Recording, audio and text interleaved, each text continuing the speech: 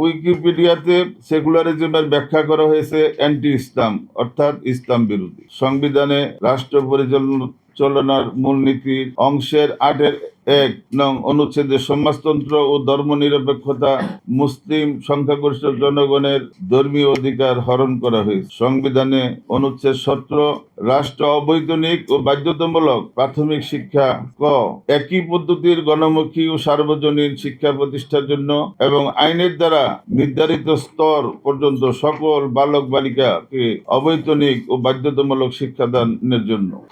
সমাজের প্রয়োজনের সহিত শিক্ষাকে সংগতিপূর্ণ করিবার জন্য এবং সেই প্রয়োজন সিদ্ধ করিবার উদ্দেশ্যে যথাযথ প্রশিক্ষণপ্রাপ্ত ও সদিচ্ছার নাগরিক প্রতিষ্ঠার জন্য।